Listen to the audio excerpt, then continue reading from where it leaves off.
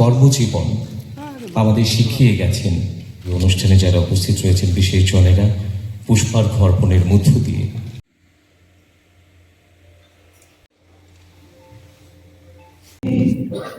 কর্মচারী, অফিসার সবাই আন্তরিকভাবে যে শ্রদ্ধাঞ্জলি অনুষ্ঠানের আয়োজন করেছেন, এই শ্রদ্ধাঞ্জলি অনুষ্ঠানে সম্মানিত মঞ্চে যারা রয়েছেন, আমাদের বিধানসভার honourable speaker in-charge Shri Ramprasad Pal মহোদয়, আমাদের সঙ্গে রয়েছেন parliamentary affairs minister honourable Shri Ratanlal Nath মহোদয়, আমাদের honourable leader of the opposition Shri Jitendra Chaudhury. তাদের তিনজনকেই আমার অত্যন্ত গভীর শ্রদ্ধা এবং নমস্কার জ্ঞাপন করছি। তৎসঙ্গে আমাদের অ্যাসেম্বলির সেক্রেটারি রয়েছেন শ্রী এম কে নাথ মহোদয়, রয়েছেন আমাদের সঙ্গে ওএসডি মিস্টার মহান্তি, সমস্ত অফিসার, করণিক, সমস্ত স্টাফ আমাদের, যারা আমরা বৃহত্তর পরিবারের একটি অংশ, বিধানসভা, আমাদের পবিত্র বিধানসভার অংশ। আপনাদের সকলকে আজকের এই শ্রদ্ধাঞ্জলি অনুষ্ঠান থেকে আমি বিনম্র শ্রদ্ধা জ্ঞাপন করছি। কোনোভাবেই আমরা প্রস্তুত ছিলাম না যে এত তাড়াতাড়ি বিশ্ববন্ধু সেনের স্মৃতিচারণা আমাদেরকে করতে হবে, না মানসিকভাবে না কোনোভাবেই। যে লোকটি সম্পূর্ণ সুস্থ ছিলেন, অদম্য আগ্রহ যার ছিল কাজ করার, বিধানসভার দায়িত্ব যিনি সুন্দরভাবে পালন করেছেন, নিপুণভাবে পালন করেছেন, এত তাড়াতাড়ি তার স্মৃতিচারণ করতে হবে এটা কখনো ভাবিনি। প্রয়াত মাননীয় অধ্যক্ষ বিশ্ববন্ধু সেন মহোদয়ের স্মরণ সভা, এই সভায় উপস্থিত আছেন অ্যাক্টিং স্পিকার মাননীয় রামপ্রসাদ পাল মহোদয়, উপস্থিত রয়েছেন মাননীয় parliamentary affairs minister Shri Ratanlal Nath মহোদয় এবং মাননীয়া government chief whip Shrimati Kalyani Saha Roy মহোদয়া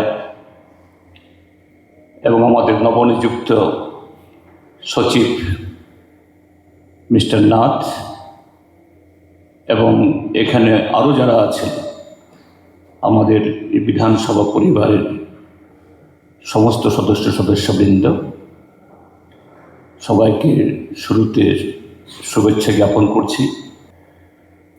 তো এটা ঠিক যে তার বয়স হয়েছিল ৭২ বছর,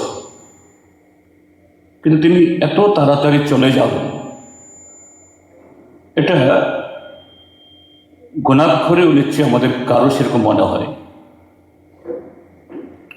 তিনি অসুস্থ হয়ে পড়েছিলেন,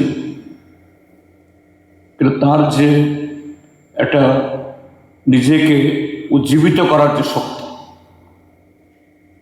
ব্যক্তিগতভাবে যে সে আঘাতটা একটু কঠিন হলেও এটার সাথে মোকাবেলা করে সে যুদ্ধে বিজয়ী হয়ে তিনি ফিরে আসবেন সমহিমায়, আবার আমাদের এই বিধানসভা তথা অধিবেশন পরিচালনা করবেন, এটা আমার দৃঢ় বিশ্বাস ছিল।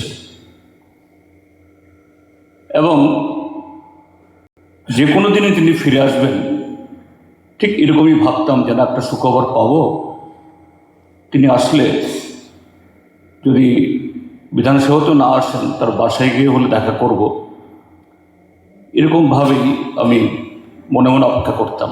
যেটা প্রকৃতির বিধান, সবাইকে চলে যেতে হবে। তিনি এই যুদ্ধে আপাতত হেরে গেছেন, আজকে আমাদের মধ্যে নেই।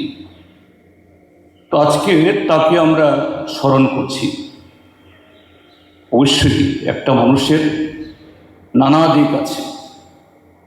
আমরা একটা মানুষ সমাজের জন্য, মানুষের জন্য যা করে গেছেন, সর্বদা আমরা সেই কথাগুলি সেখানে মনে রাখব।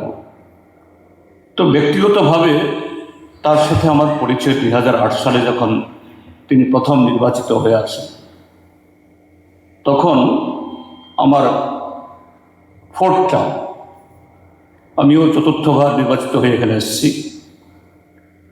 আমরা ট্রেজারি বেঞ্চে, তিনি বিরোধী বেঞ্চে। আমার থেকে বয়সে তো প্রায় 5-6 বছর বড়। স্বাভাবিকভাবেই যারা বিরোধী বেঞ্চে থাকেন, এটা যে কোনো সময়ে তাদের চেষ্টা থাকে হাউসকে গোটা, শুধু যারা এই সভার সদস্য তারা না, অন্যরা কথা না বললে বিধানসভার যে সচিবালয় এবং সবাইকে নিয়ে আর সমস্ত স্টাফ,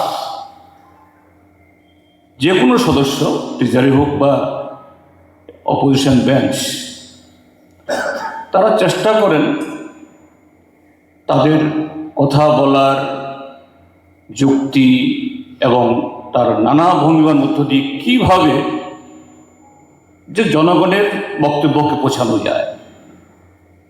শুধু মিডিয়া যারা আছেন অবশ্যই তারা তো খুবই ইম্পর্টেন্ট, তাদের কাছে পৌঁছানো, এমনকি এই বিধানসভার চেয়ার টেবিল কার্ড সবাইকেও যাতে কনভিন্স করা যায়। তো আমরা দেখতাম যে বিশ্ববন্ধুবাবু খুব সুন্দরভাবে তিনি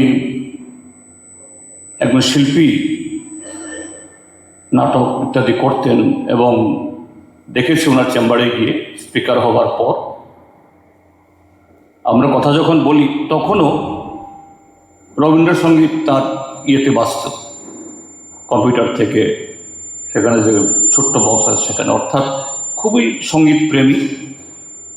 এবং শিল্পীরা সাধারণত উদার মনের হন, একটু সময় পেলেই গান শোনার, আবৃত্তি শোনার চেষ্টা করেন, তিনিও তাই ছিলেন। দুইজন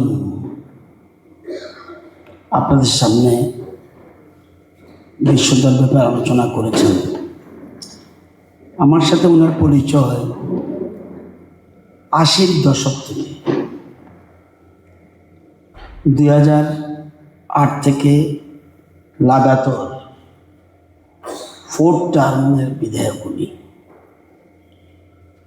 উনি শুধু রাজনৈতিক ব্যক্তিত্ব ছিলেন না, কবি, সাহিত্যিক, গায়ক, অভিনেতা, এক কথায় সংস্কৃতিপ্রিয় মানুষ ছিলেন।